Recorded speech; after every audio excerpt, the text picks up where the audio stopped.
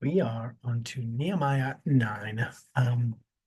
And if you remember in the last section, basically we were rediscovering the law, reestablishing worship and trying to recover rightness with God, right? And uh, Ezra said, "Hey, let's start with joy. Let's start with the festivals and get going." And now we are moving into this appropriately titled in my version, the National Confession of Sin. Right. So the it says that the those of Israelite descent separated themselves from foreigners and confessed their sins. And it mentions confession several times, and then it comes into this quite long but excellent speech of confession. And you read all the way through this, and it is quite contrite. They say, "Look, over and over, we have failed you as a people." We'll go through some of it, but it does go over and over. How the people failed. So this isn't a failing of God. They are not complaining about the fact that they were destroyed and exiled. What they're saying is, we're sorry after that. These are the consequences of our actions. We get that. And we are have contrite hearts after such a thing. So blessed be your glorious name. Ezra is actually not mentioned a whole bunch in these chapters after the last one. But there is this note A right there actually says a few translations actually have his name stuck in there. So it's basically Ezra saying, Lord, you are the only God. Um, but other than that, there isn't too much. So as you read through, you created the heavens, the highest heavens with all their stars. This is actually hosts for those of you that read any Naked Bible or get into that sort of. There's lots of discussion about the divine council. We translate often the word hosts, stars. So the heavenly hosts with the earth and all that's on there, and all the hosts of heaven worship you. So it is translated stars in this translation. Um, but you, the Lord, are the God who chose Abram and brought him out of Ur of the Chaldeans. So most scholars believe Ur is Babylon.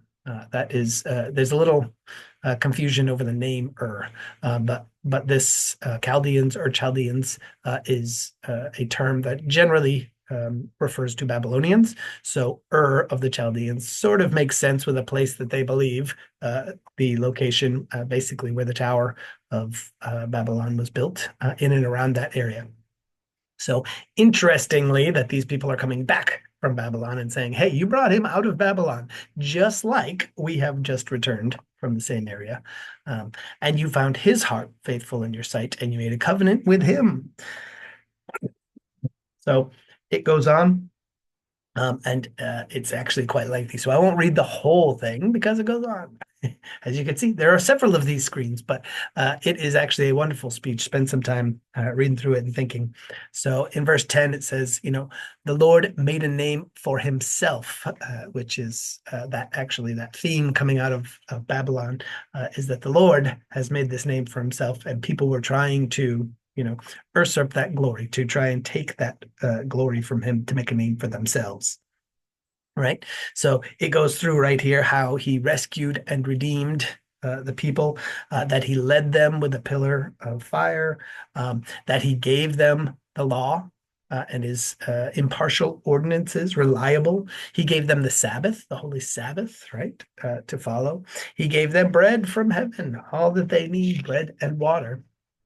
But we rebelled. Our ancestors acted arrogantly. They were stiff necked and did not listen.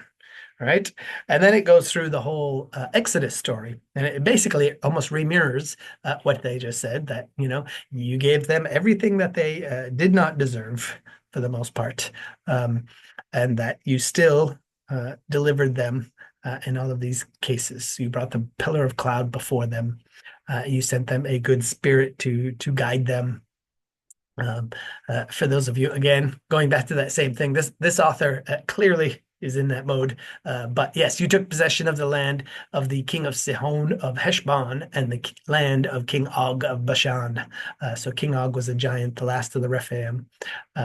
And there's a lot of extra biblical stories about the king of Sihon that potentially put him as a brother to King Og. And there's lots of stories about how those important defeats as they took the Holy Land were actually trying to defeat off the last of the Rephaim. And so fun stories if you're into that type of stuff. But either way, they took possession of the land by God giving them these defeats. So as you read through, it's excellent. So it says, you multiplied their descendants, you gave them the kingdoms and the peoples. So this is a very aligned speech to sort of let people understand that God is the one who provided all these things to us.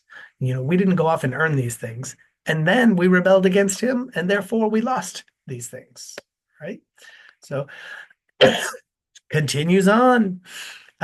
We were disobedient and rebelled against you. They flung the law behind their backs, killed your prophets, warned them to turn back to you. They committed terrible blasphemies. So therefore you handed them over to your enemies. Interestingly, if you're following along in all our readings, you're reading much of the same stuff in Matthew. Jesus is coming in. He just told us in our reading in Matthew, it's like the parable of the vineyard, where I'll send all of my prophets to you, and you kill and destroy them. And you know what? I'm even going to send my son to you, and you will kill him, right? And reject, and you will face the consequences. So this is the exact story right there, right? So all of these prophets have come, and we killed them, right? And we didn't turn back, and therefore you handed us over to our enemies. You destroyed us, right?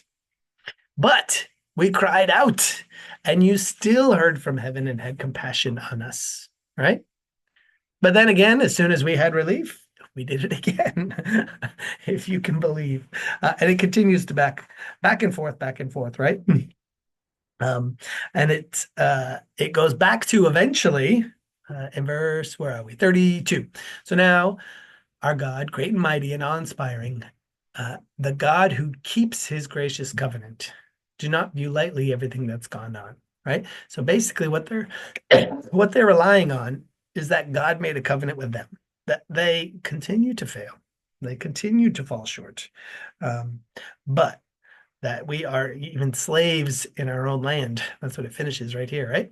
But we are calling out on the fact that you are faithful, right? And that you are a God that made a covenant with us. And they're basically praying, and it finishes, we are in great distress, right?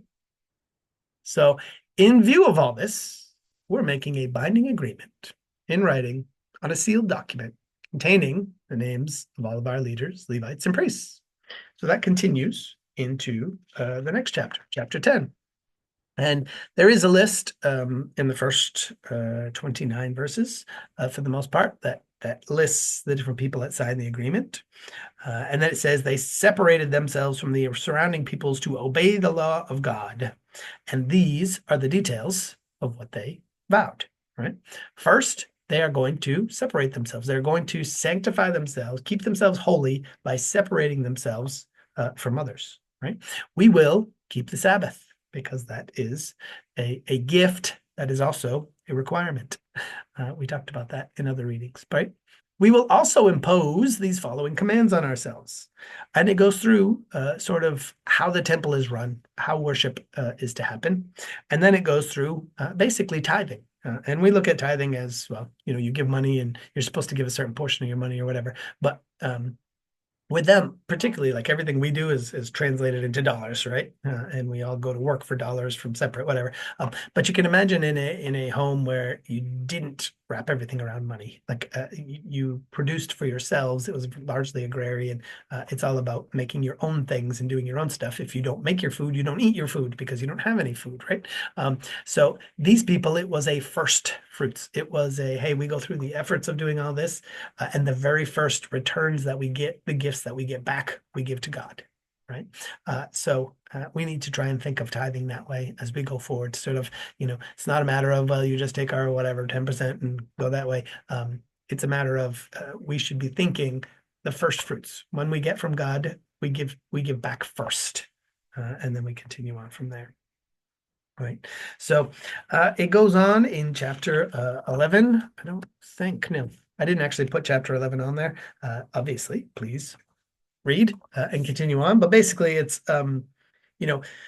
way back in chapter 7, where they were talking about listing all the people of God that sort of returned. Uh, they recommitted to God. They found the law. They read the law. They started following the seasons and times and festivals, and started that way. Then they recommitted by confessing their sin, and now they're saying, okay, we now need to resettle Jerusalem. Right? We've rebuilt the walls. We've done all these things, and many of the people had moved out because it was destroyed. Right? They destroyed the city, so therefore, people were not really living in the city anymore. Um, so it goes through and it says, hey, by the way, by hook or by crook, we need some people to come back. So there is like a lottery system. So some people volunteered, I'm sure, but many were semi-forced, basically, to come back to Jerusalem, rebuild the city, make it a functioning city again, so that it will be around the temple and it will be a sort of stable place for them. So it gives a list of all of the people that come back. Um, the end of it is a little strange. It says, as for the farming settlements with their fields, it lists some of Judah's descendants and Benjamin's descendants in towns. But there's there a listing of towns, but many of them are pretty stretched out actually from the Holy Land, and some of the close ones that are obvious, like Bethlehem and whatever, are not included. So the academics think for the most part, this is what was, these were the villages that were most likely untouched by Babylon. So, many of them were destroyed as part of battle and conquest. But these are strongly south of Jerusalem proper, and probably were the ones that basically retained their people and heritage and place. So these people were still descendants of these tribes that were there through the conquest and whatever else, and they're still active now. So there's a list of those towns that are sort of continuing on. And that is the end of chapter 11. So I pray that you can spend some time in it. That is a great speech, if you want to call it that, great confession that is given by the people in that time all the way through chapter 9. So spend some time in it and think about it. It's a great, if nothing else, is a great sort of historical summary of the Old Testament of the Bible. But it also has some great insights if you spend some time on it. So hope you're blessed.